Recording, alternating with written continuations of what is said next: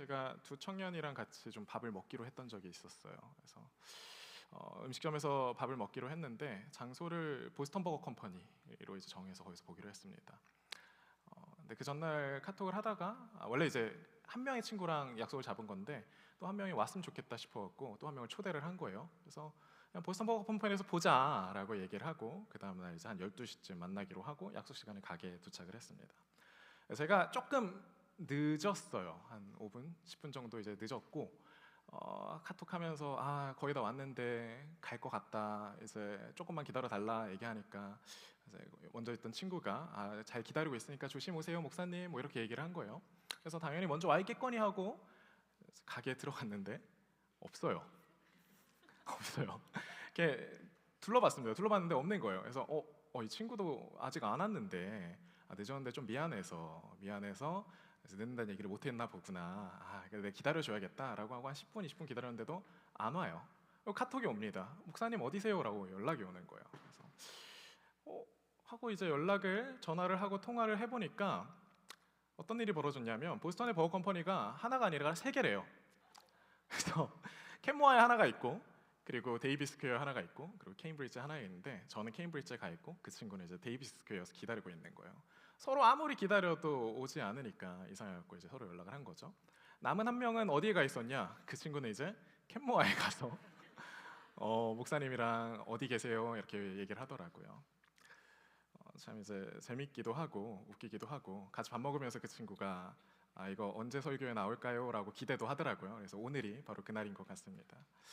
보스턴 버거 컴퍼니로만하고만 이야기를 했고 어디 핀을 안 찍었으니까 이제 서로 다른 보스턴 버거 컴퍼니에 도착을 해 있었던 거죠. 이처럼 우리는 생각보다요 서로 달라요. 그렇죠? 우리는 대화를 하고 말을 통한다라고 생각을 하고 우리는 같은 세계에 살고 있다라고 생각을 하지만 생각보다 우리는 서로 다릅니다. 저한테 이제 신발이 하나 있는데 굉장히 이제 이렇게 컬러풀하게 생긴 러닝화예요. 저는 그 신발 색깔이 분명히 이거는 초록색이다라고 이야기를 하니까 아내가 자꾸 파란색이래요. 그래서 제 인스타 스토리 보시던 분들이 볼 거예요. 제가 폴까지 올렸어요. 폴까지 올렸는데 정말 많은 분들이 파란색이다라고 이야기를 하셨고 몇 분 안 되는 이제 의로우신 분들이 초록색이다라고 이제 이야기를 해주신 거를 봤습니다. 나중에 이제 그걸 찍어서 클로드 이제 AI한테 물어봤어요. 그러니까 뭐라고 하냐면 청록색이래요. 그래서 초록색이기도 하고 뭐 파란색이기도 하다. 뭐 이런 식의 사실 우리가 색깔 논쟁 같은 경우도 인터넷에서 많이 보시죠. 그러니까 무슨 얘기냐면 우리가 같은 걸 본다라고 이야기를 하지만 사실 그건 환상 같은 거라는 거예요. 같은 걸 우리가 생각하고 같은 걸 이야기한다라고 생각하지만 사실은 우리는 각자가 각자의 이야기를 하고 대화가 안 되는 경우들이 종종 있다라는 겁니다. 똑같이 정치를 하는 사람들이 나라를 위해서 나는 내 목숨을 건다라고 이야기를 하는데 서로 조금 다 다른 곳을 향해서 목숨을 걸고 있고 이 사람이 나라를 위해 목숨을 거는 것을 이쪽 편에서는 저 사람은 나라를 망치는 사람이다라고 이야기를 합니다. 심지어는 서로에 대해서 분노하고 상대방을 이제 헐뜯죠. 교회에서도 마찬가지죠. 우리가 하나님이라는 이름으로 모이고 우리 교회는 하나님의 뜻대로 산다라고 말합니다. 근데 하나님의 뜻을 까보면 생각보다 많이 달라요. 그렇죠? 숨모임 하시면서도 많이 느끼실 거고 또 하나님 믿는 사람들과 함께 교제하다 보면은 또 많이 느끼실 겁니다. 내가 믿는 하나님과 저 사람이 믿는 하나님이 어쩌면 다른 하나님일 수도 있겠다라는 생각까지 하게 될 수 있다는 거죠. 왜 그런 일이 벌어지냐면 우리 마음속에 있는 규칙과 우리 마음속에 있는 법이 서로 다 다르기 때문에 그렇습니다. 내가 거쳐온 경험과 시간과 또 내가 경험해온 그런 상처들로 내 안에 법이라는 게 만들어지거든요. 내 안에 기준과 규칙이라는 것들이 만들어지거든요.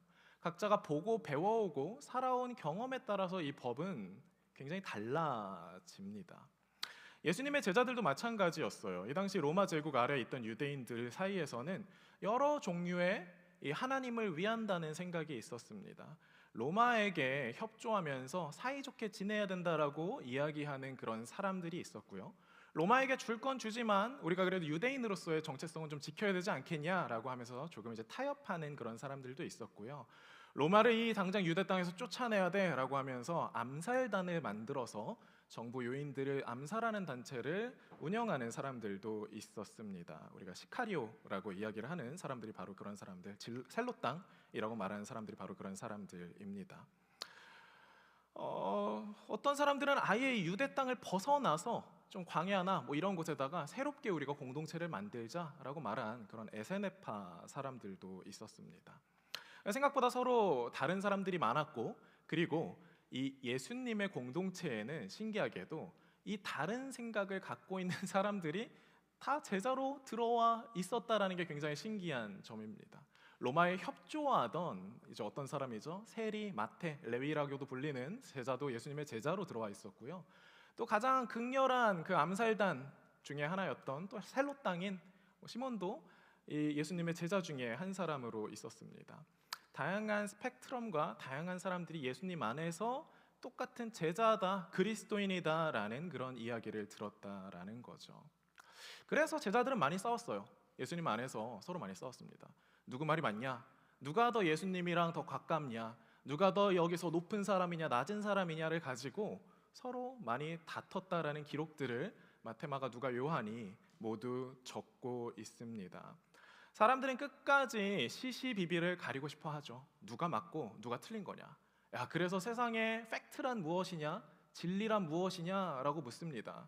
그리고 어떤 사람들은 너무 이렇게 굳건하게 내가 말하는 게 곧 진리야, 야 이게 정답이지라고 말하는 사람들도 우리는 자주 봅니다. 그리고 그런 사람들이 주변 사람들과 많이 싸우는 것도 보게 되죠. 우리는 내 규칙과 내 판단, 그게 모든 사람들의 생각이라고 생각을 해요. 자주 하는 얘기가 뭐죠? 너는 평범하지 않아, 내가 일반적인 생각을 갖고 있어 라고 우리는 자주 생각을 합니다. 너가 생각하는 생각은 굉장히 마이너하고 그런 생각을 하는 사람들은 아주 독특한 사람들이야 라고 이야기를 합니다. 그리고 그런 사람들은 세상에 어울리지 못하는 사회 부적응자 취급을 하죠. 그런데 뜯어보면 또 그 사람이, 그렇게 말하는 사람이 사회에서 마이너인 경우가 또 많더라라는 겁니다. 내 생각이 보편적인 생각이야, 내 판단이 보편적인 판단이야, 그러니까 너는 나를 따라와야 돼라는 생각들이 여러분을 만나는 모든 공동체에서 또 모든 사람들의 마음 가운데는 있다라는 거죠. 뭐라고 얘기를 하죠? 누가 어떤 이야기를 하면은 그건 너 생각이고 내 생각은 좀 달라라고 우리는 이야기를 합니다. 그래서 이 비슷한 규칙과 우리는 비슷한 생각을 갖고 있는 사람들끼리 모이기 좋아합니다. 그리고 규칙에 따라서 공동체를 만들고요, 집단들을 만든다라는 거죠. 그래서 집단은 같은 규칙을 가진 사람들끼리 모이게 됩니다. 혹은 이 집단에 들어오는 사람들에게 이 집단의 규칙을 요구하게 되어 있어요, 반드시. 그러니까 우리가 아까 셀롯 당원들을 생각을 한번 해봅시다. 셀롯 당원들이 있으면 이 사람들은 어떤 사람들이냐면 국가에 유대 나라를 위해서 뜨겁게 독립운동을 해야 된다라고 생각하는 사람이에요. 근데 어떤 사람이 이 셀롯 땅에 들어오면서 나는 그래도 좀 사이좋게 지내야 된다고 생각해 라고 이야기를 하면 이 사람은 셀롯 땅에 들어올 수 있을까요, 없을까요? 들어올 수가 없게 되죠. 그렇죠? 반대도 마찬가지입니다. 우리가 세리 연합 같은 게 있다고 칩시다. 우리는 로마에 좀 연합하고 우리가 로마에 협조해야 된다고 생각해라고 이야기하는 사람들 중에 우리가 여기에서 이 로마의 유대 나라의 독립을 위해 싸워야지라고 이야기를 하게 되면 이 세리 연합에 들어가기가 어렵게 되겠죠. 그러니까 이게 여러분 이상한 게 아니에요. 그냥 원래 사람들은 그렇게 끼리끼리 모이고 자기와 생각이 비슷한 사람들끼리 모여서 살아가더라라는 겁니다. 근데 문제는 뭐죠? 그 사람들이 모여서 하나가 되려고 할 때, 그 사람들을 모두 다 통칭해서 대한민국이라고 이야기를 할 때 제 생각과 내 생각이 다른데 어떻게 우리가 똑같은 대한민국이냐라고 이야기를 하는 의견과 생각의 충돌이 일어나게 되고요. 요즘은 그걸 가지고 전쟁까지는 하진 않지만 거의 전쟁에 비슷한 뭔가 서로 간의 의견 교류를 하고는 하는 그런 시대가 되지 않았나 생각을 합니다. 근데 이거는 그렇게 이상한 건 아닙니다, 여러분. 원래 사람들은 그렇게 모이게 되어 있어요. 같은 규칙, 같은 마음, 같은 생각을 가진 사람들끼리 모이게 되어 있습니다. 축구를 좋아하는 사람들이 있으면 거기에서 축구하자고 모인 조기축구 모임에서 우리가 다음 주부터는 농구하자라고 얘기할 수는 없는 거예요. 그렇죠? 농구를 하자고 모인 그런 농구팀에서 우리가 다음 주부터는 그래도 좀 공평하게 평등하게 축구도 해야 되지 않겠냐라고 얘기할 수는 없는 겁니다. 그래서 모든 집단에는 내부인이 있고 인사이더가 있고 모든 집단에는 그렇기 때문에 아웃사이더가 있습니다. 예수님의 사람들은 어떨까요? 예수님을 우리가 착각하는 경우가 뭐냐면 예수님은 모든 사람들에게 열려 있다라고 생각을 하는 경우가 있어요. 모든 사람들이 예수님과 함께 할 수 있다라고 생각하는 사람들이 있어요. 맞는 말이죠. 그렇죠? 모든 사람들, 리터럴리 정말 이 세상에 있는 어떤 사람도 예수님과 함께 하고자 할 때 함께 할 수 없는 사람은 없습니다. 그러나 우리가 복음서를 보게 되면은 자주 보게 되는 게 예수님 안에 있는 사람이 있고요. 예수님 밖에 있는 사람이 분명히 있다라는 것들을 기억하셔야 됩니다. 우리가 예수님의 이름을 부른다고 해서 예수님 안에 있는 게 아니고요. 우리가 교회 나와서 출석하고 예배드린다고 해서 예수님 안에 있는 건 아니라는 이야기예요.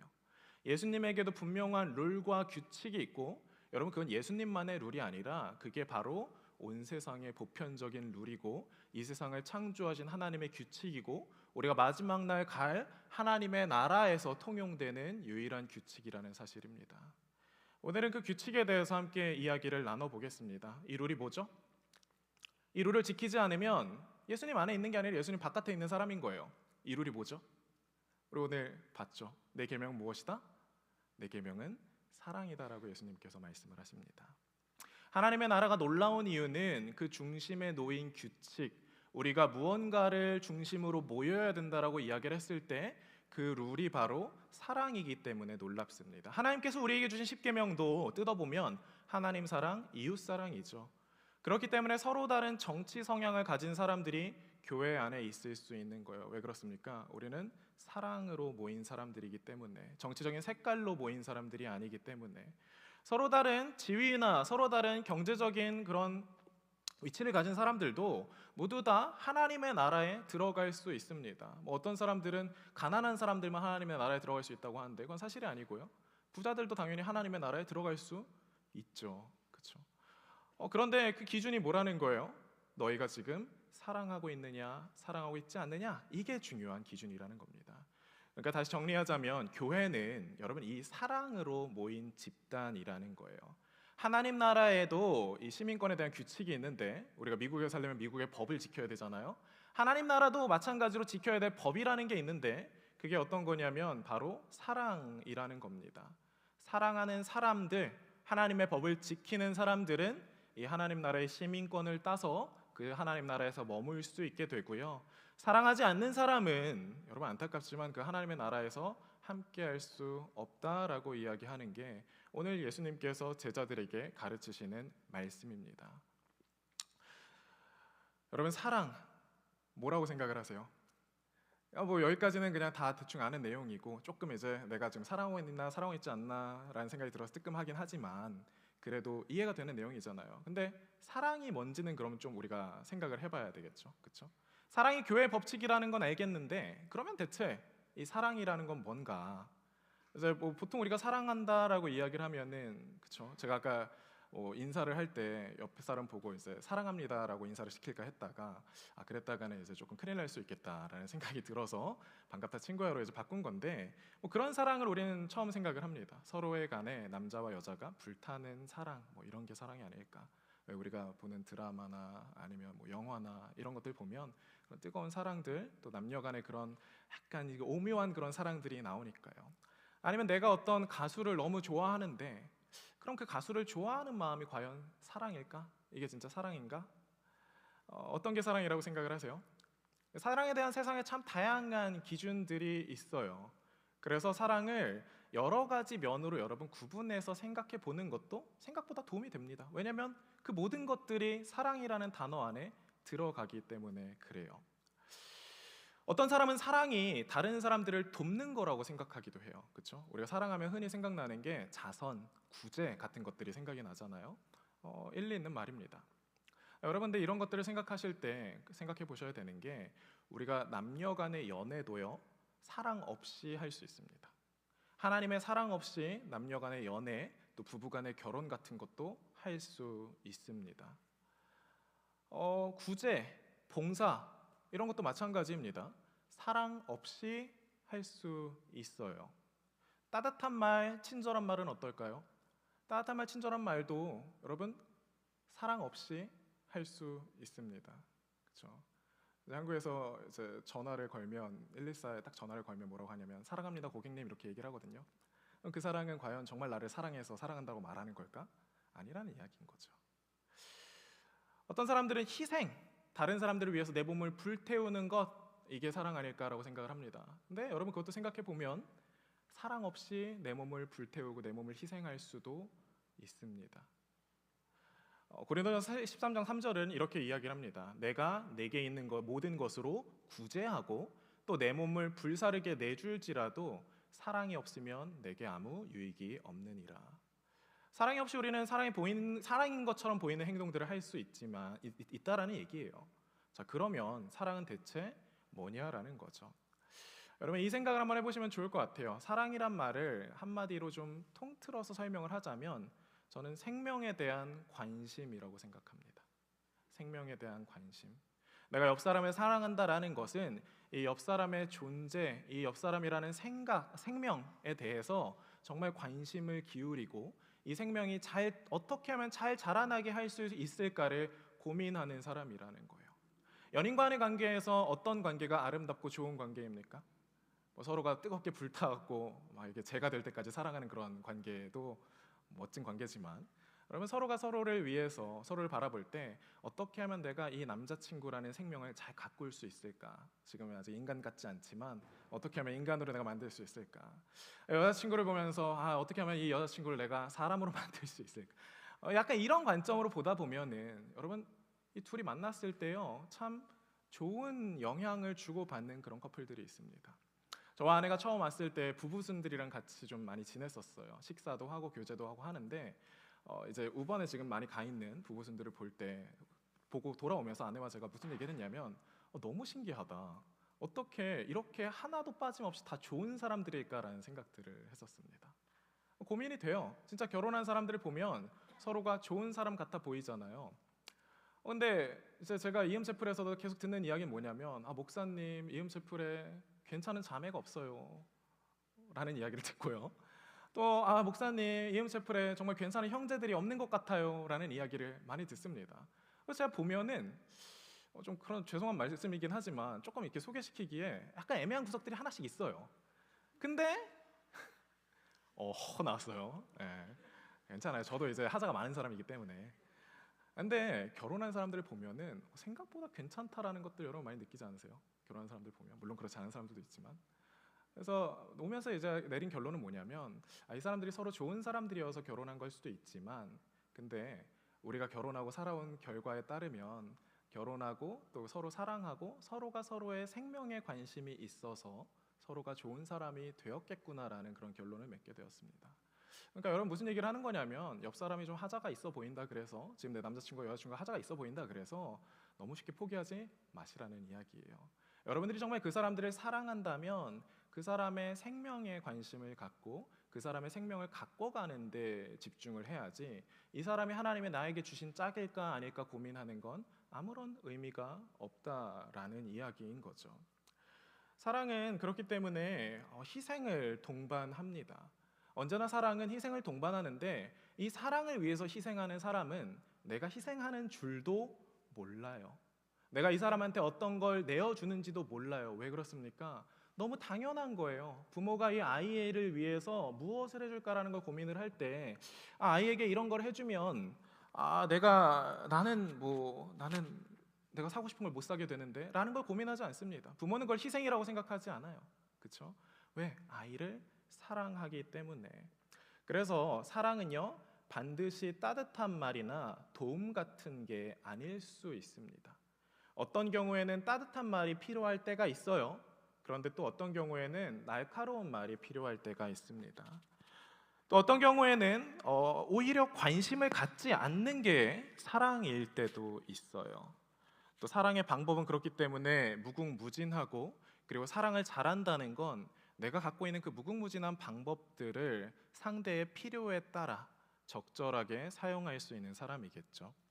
그러니까 여러분 내가 하고 있는 게 사랑인지 알기 위해서는 과연 내가 하고 있는 행동들이, 내가 하고 있는 생각들이, 내가 하고 있는 말들이 저 사람을 살리고 있는지 아니면 저 사람을 죽이고 있는지 여러분 생각해 보시는 게 필요하다라는 겁니다. 요즘 이 사랑이 참 많이 부족한 시대인 것 같습니다. 그리고 오늘 우리에게 이 말씀 사랑에 대한 이야기를 주신 것도 저는 되게 의미심장하다라고 생각을 해요. 우리가 이렇게 다른 사람의 생명에 관심을 갖는 걸 사랑이라고 이야기를 하지만 대부분의 사람들은 그렇게 생각하지 않기 때문에 그렇습니다. 그리고 그걸 사랑이라고 알지만 실천하지 못하기 때문에 그래요. 남의 생명보다 내 생명이 더 중요하죠, 보통의 사람들은. 너 생명이 어떻게 되든지 나는 잘 모르겠고 내 생명이 더 중요해. 여러분, 그렇게 해서 결혼을 하고 그렇게 해서 연애를 하는 사람들도 있습니다. 상대방을 내 액세서리처럼 생각하는 경우죠. 우리가 서로 자기의 선을 갖고 있어요, 분명히. 그런데 사랑하는 사람은 이 선을 넘어갑니다. 연예인들에 대한 비방과 악플, 여러분 이런 이야기들이 왜 생기죠? 내가 갖고 있는 선 때문에 그래요. 내가 갖고 있는 규칙과 룰 때문에 그렇습니다. 그래서 연예인들에게 막 비난하고 비판하고 그들을 욕하는 이야기가 세상에 넘친다라는 거예요. 사랑이 없는 사람들이 갖는 특징이 바로 이렇습니다. 사랑이 없는 사람들은요, 내 기준으로 상대를 바라보지 상대의 기준으로 나를 바라보지 않아요. 내 기준에 저 사람이 옳은 사람인지 틀린 사람인지를 구분하려 하고요. 그리고 내 기준에 맞지 않으면 과감하게 비난하고 비판합니다. 이 그리스 로마 신화에 보면은 프로크루테스의 침대라는 이야기가 나와요. 그리스 로마 신화뿐만 아니라 철학자들의 이야기도 나오는 그런 내용인데, 이제 그리스에 프로크루테스라는 사람이 살았대요. 이름이 되게 어렵죠. 프로크루테스. 네. 프로크루테스라는 사람이 살았대요. 이 사람이 제일 길 가는 행인들을 초대해서 잘 섬기고 잘 먹이고 그리고 침대 위에 눕힌다라는 거예요. 눕혔을 때 눕히고 이제 재워요. 잘 재워줘요. 그 다음날 아침에 되면 뭘 하냐면은 그 자고 있는 사람을 묶어요. 막 묶습니다. 침대에 묶은 다음에 그 침대에서 침대보다 길면 그 사람이 침대보다 크면 그 사람의 목을 잘라내고 다리를 잘라내면서 침대에 맞추고, 그 사람이 침대보다 작으면 그 사람의 팔과 다리 그리고 목을 끄집어 당겨서 죽여버리는 그런 연쇄살인을 저지른 사람이었다라는 거예요. 여러분, 이 이야기가 단순히 이 고대 신화에만 있는 이야기는 아닌 것 같습니다. 그렇죠? 우리는 누구나 우리 마음속에 우리의 침대가 있어요. 그리고 그 침대에 다른 사람들을 눕히려고 합니다. 우리는 좋은 마음으로 그들을 눕혀요. 섬긴다라고 생각하면서 눕혀요. 그런데 그들이 내 침대에 맞지 않을 때 우리는 그 사람들에 대해서 정말 날카로운 말로 그 사람들을 잘라내고 그리고 과격한 말로 그 사람들을 늘리려고 하는 시도를 하게 되더라입니다. 왜 그렇습니까? 내가 생각하는 게 정상이야 라고 생각해서 그래요. 나는 죄인이 아니고 저 사람이 문제가 있어 라고 생각해서 그렇습니다. 결국 프로크루테스는 나중에 테세우스라는 그런 영웅이 있어요. 그 영웅을 데리고 들어오는데요. 테세우스라는 영웅이 반대로 합니다. 이 프로크루테스를 제압해서 그를 그 침대에 눕혔는데 자신마저도 그 침대에 핏하지 않더라. 그래서 테세우스가 프로크루테스의 목을 자르고 죽이는 그런 이야기들이 나옵니다. 여러분, 우리 마음 가운데 있는 그 선과 룰이라고 하는 것들 보편적인 겁니까? 유대인들은 그렇게 생각했어요. 유대인들은 자기들이 갖고 있는 그 율법이라는 게 하나님이 주신 거라고 생각을 했기 때문에 그래요. 그리고 이 율법을 지키면 지킬수록, 그리고 이 율법을 지켜야만 하나님의 나라에 들어갈 수 있는 시민권을 얻게 된다라고 이야기를 한 거예요. 그러나 예수님께서 밝히신 건 뭐냐면, 너네조차도 그거 율법 지키지 못하는 거 깨달아라. 너네조차도 자꾸 너네가 율법을 소중하게 생각하고 이게 의미 있다라고 이야기를 하는데, 율법이 주어진 이유는 너네도 그거 못 지킨다라는 것들을 알려주기 위한 거야. 다시 말해서 무슨 얘기죠? 내 마음속의 선과 내 마음속의 규칙과 기준, 이게 정상이지, 사람이라면 이래야지라고 생각하는 것들이 그게 정상이 아니라는 이야기입니다. 그래서 기독교의 가르침은 내가 죄인입니다라는 그 고백에서부터 시작을 하는 거예요. 바울 사도는 그렇기 때문에 이 교회 안에 감사합니다.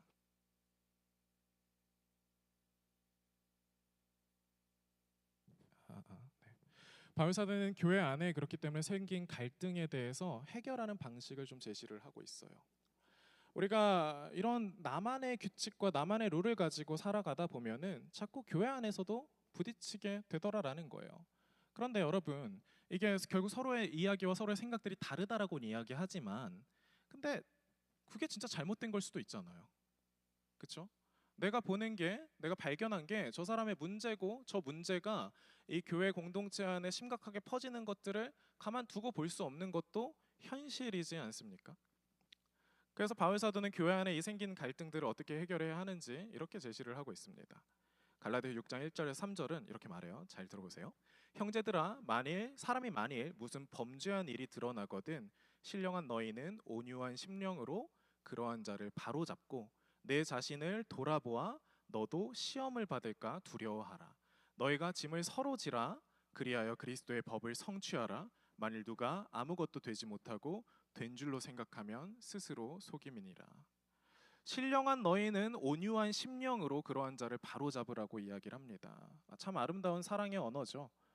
우리가 누군가의 문제와 누군가의 잘못된 점들을 발견했을 때 바울 사도는 어떻게 하라라고 이야기를 하는 거냐면 그 사람을 바로잡아야 된다라는 거예요. 바로잡아 주라는 거예요. 그런데 그 사람들에게 뭐라고 이야기를 하죠? 신령한 너희는 온유한 마음으로 하라는 거예요.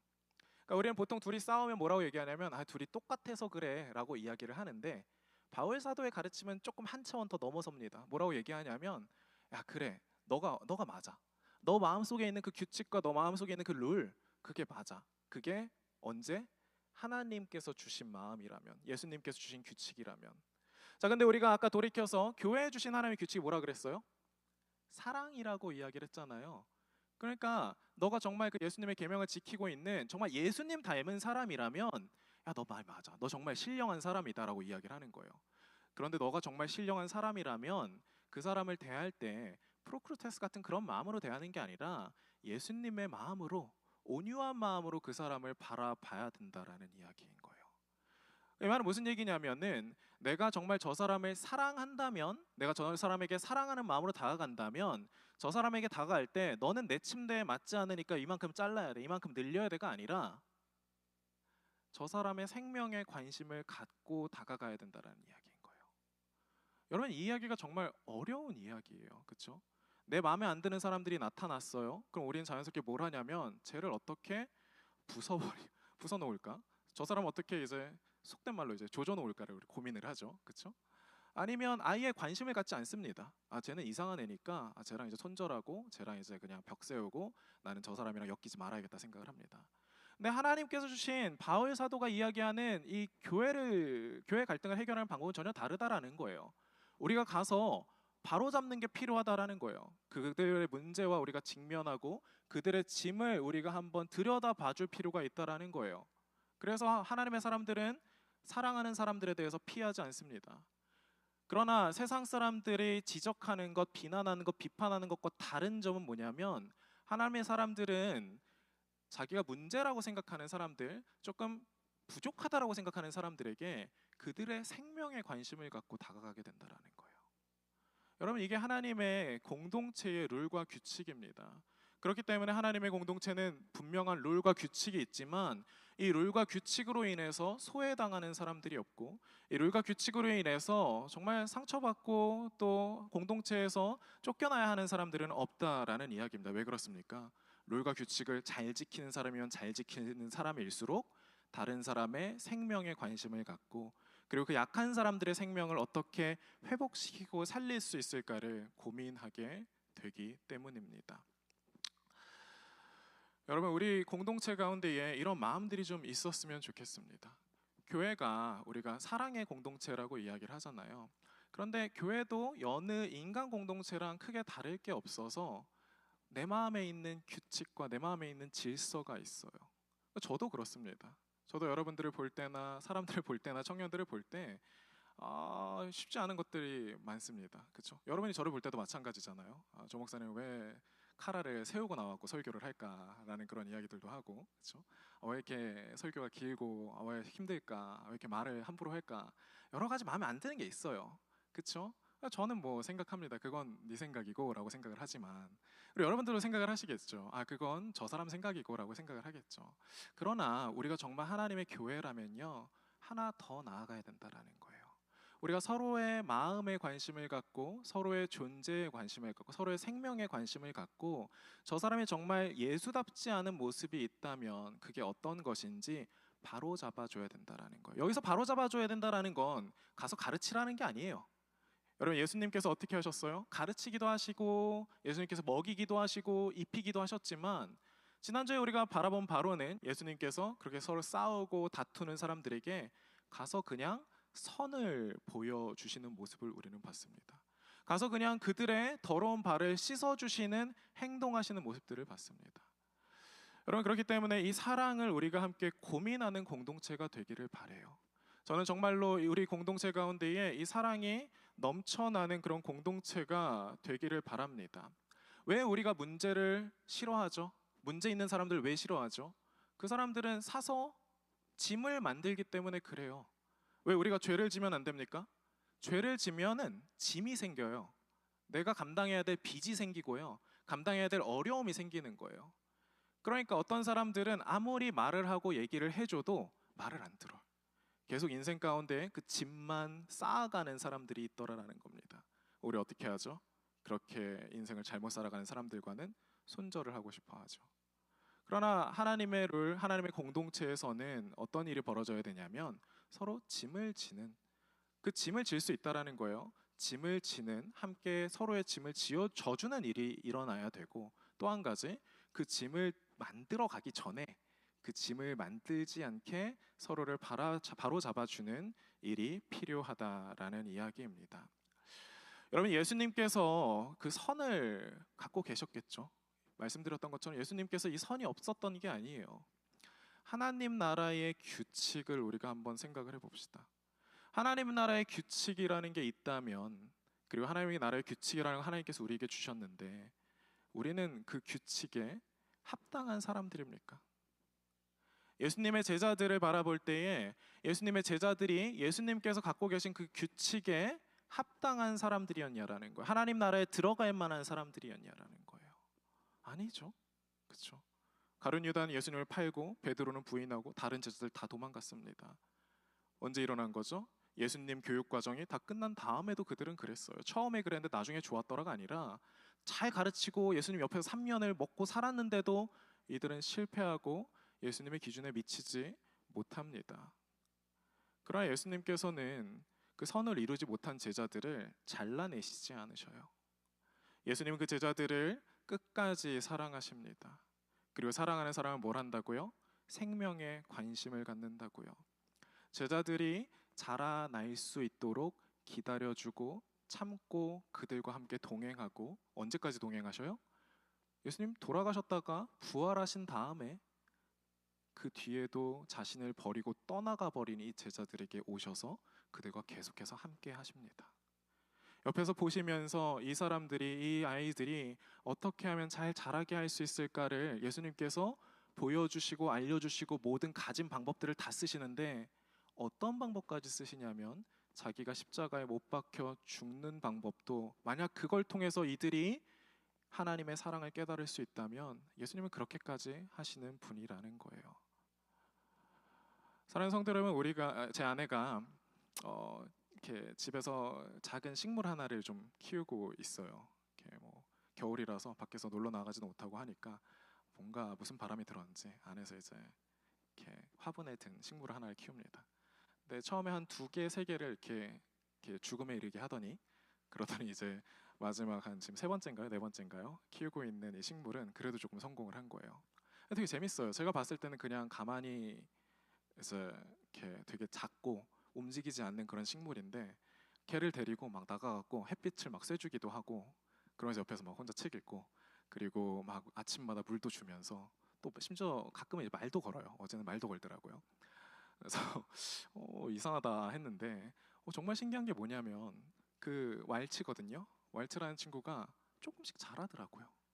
관심과 사랑을 먹으면서 조금씩 자라는 게 보이니까 너무 신기하고 재밌더라고요. 여러분 사랑이 자라가는 거, 생명이 자라가는 건 바로 되는 일은 아닙니다.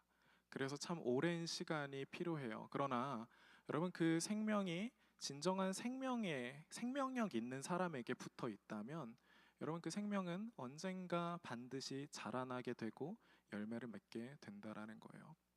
오늘 말씀 이제 이전에 보면 예수님께서 말씀하십니다. 나는 포도나무고 너희는 가지다. 그래서 너희가 나에게 붙어 있으면 뭘 할 거다? 열매를 맺게 될 거다라고 이야기를 합니다. 사랑하는 성도 여러분, 그리스도인들은 이 열매를 맺는 사람들입니다. 참 우리가 세상을 보면서 많이 슬픈 이야기들을 겪습니다. 얼마 전에도 이제 배우 한 사람이 이제 죽게 됐죠. 그리고 그 전에도 상당히 많은 사람들, 또 많은 연예인들, 많은 또 정치인들, 또 많은 사람들이 목숨을 잃어가는 것들을 우리는 봅니다. 어떤 사람들은 그렇게 이야기를 해요. 저 사람들은 죽어 마땅한 사람들이었어.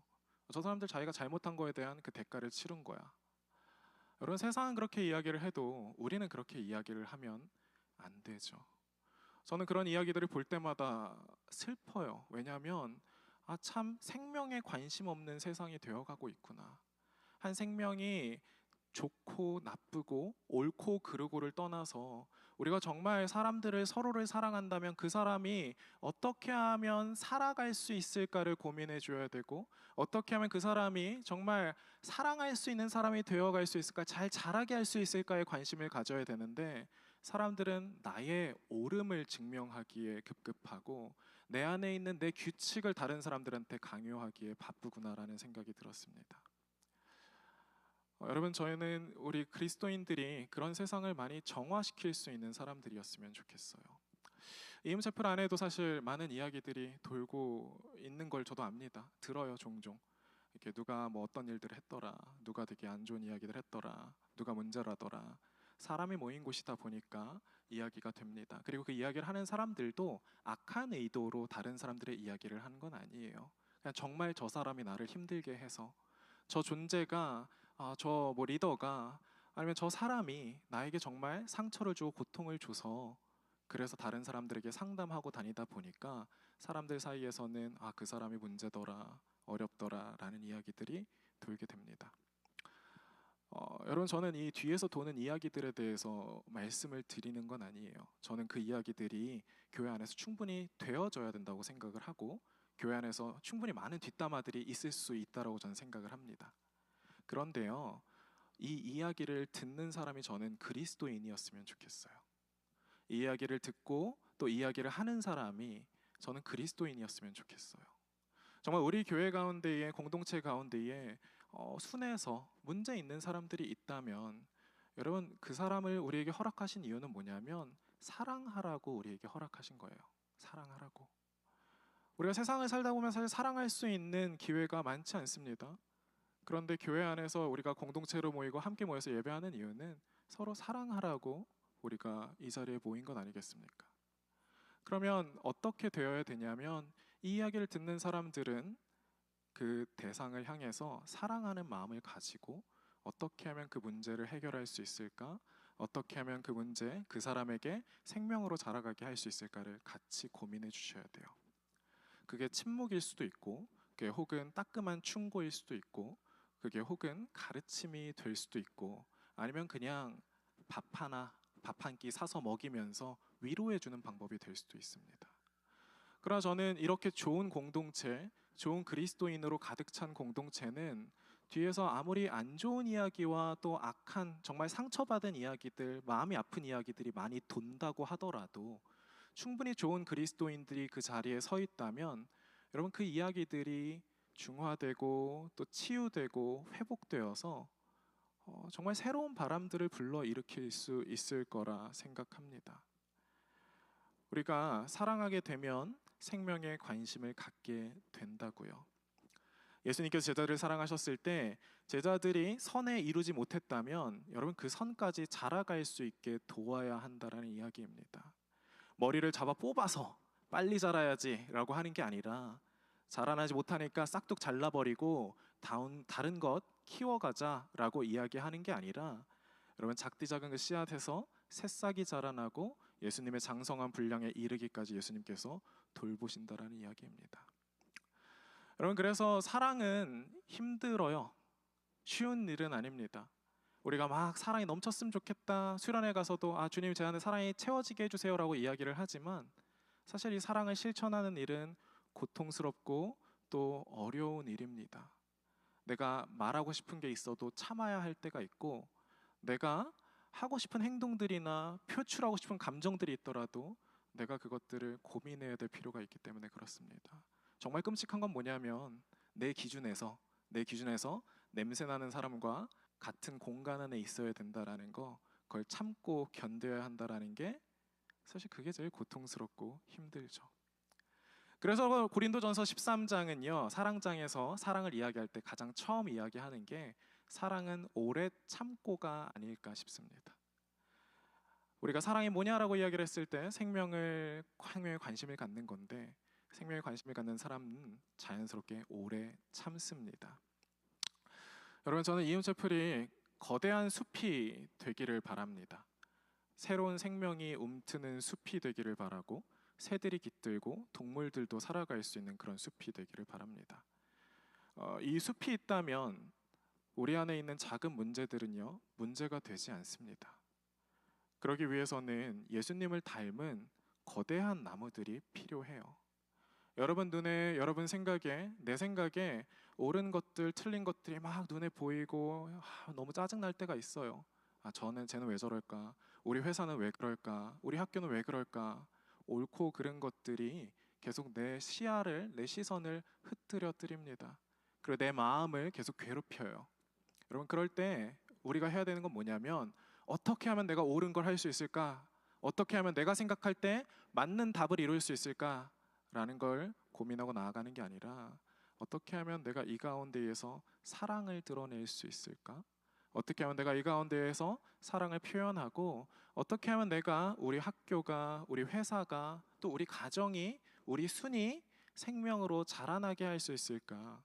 여러분, 그런 것들을 우리가 고민하다 보면 여러분 스스로가 거대한 나무로 자라 있는 것들을 여러분 보게 될 거예요. 제가 되게 좋아하는 말 중에 하나가 뭐냐면, 개울에는 유리잔에는 독약이 한 방울 들어가게 되면 굉장히 치명적이지만, 그러나 바다에 떨어진 독약 한 방울은 아무런 문제가 되지 않는다라는 이야기를 전 되게 좋아합니다. 그러니까 문제는 다른 사람이 어떻고 저렇고, 저 사람이 문제가 있고 문제가 없고가 아니라, 여러분, 내가 사랑하지 못하기 때문에 문제가 된다라는 이야기죠. 예수님께서 그런 우리를 위해서 오셨다라는 게 오늘의 말씀의 내용입니다. 우리가 예수님의 친구 될 자격이 있습니까? 우리는 예수님의 친구 될 자격이 없는 사람들이라는 걸 우리는 누구나 다 잘 알아요. 예수님의 친구가 되기에는 우리 안에 이 사랑이 없다라는 거를 우리는 알고, 저도 너무 잘 알고 있습니다. 그리고 매일매일 그걸 고민하고 고생해요. 그런데 예수님께서 아직 친구답지 않은 우리를 위해서 십자가를 지시고 우리를 친구라고 불러주십니다. 예수님의 그 초대는 그 예수님께서 만들어 가실 그 거대한 숲에 너가 들어와서 한 그루 나무로 자라줬으면 좋겠어. 너가 나라는 그 숲 안에만 있다면, 그 안에만 머문다면, 사랑할 수 없는 지금이라고 하더라도 이 계명을 진짜 진심으로 옳다라고 믿고 그 안에 뿌리 내린다면, 언젠가 너는 그 숲에서 자라나고 자라나서 새들이 깃들고 사람들이 그 나무 둥치에 앉아 쉴 수 있는 좋은 나무가 될 수 있을 거야 라고 우리 주님께서 말씀하시는 겁니다. 여러분, 그래서 사랑은 버티는 거예요. 버티는 겁니다. 일단 우리가 함께 서로의 존재를 버텨봤으면 좋겠습니다. 마음에 안 들고 싫은 것들 있을 수 있죠.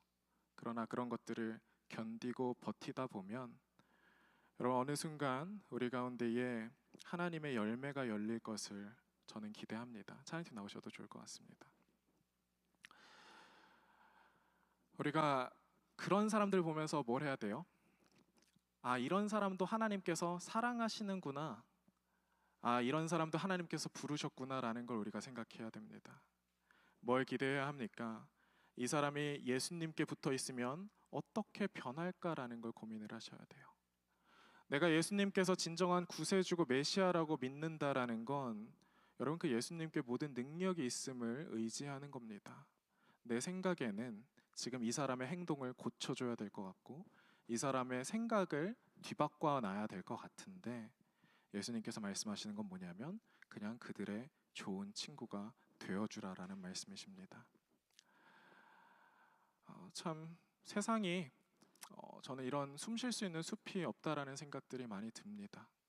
우리가 갖고 있는 어려움과 상처들은 어쩌면 이렇게 나를 품어주는 사람이 없기 때문에, 나를 용납해주고 나를 있는 그대로 나를 인정해주는 사람이 없기 때문에, 그렇기 때문에 사람들은 그렇게 아둥바둥 내 안에 규칙을 세우고 내 안에 규칙을 다른 사람들에게 강요하는 게 아닌가 생각을 합니다. 저도 마찬가지였고요. 저도 여전히 그래요. 제 안에 계속해서 규칙이 있고 그 규칙에 따라서 사람들이 옳고 그른 것들을 너무 쉽게 판단해 버립니다. 그러나 우리가 예수를 따라간다라는 건, 예수님에게 붙어 있다라는 건, 주님, 내가 이 뿌리를 주님께 내리겠습니다. 내 눈에 옳고 그른 거 보여요. 알아요.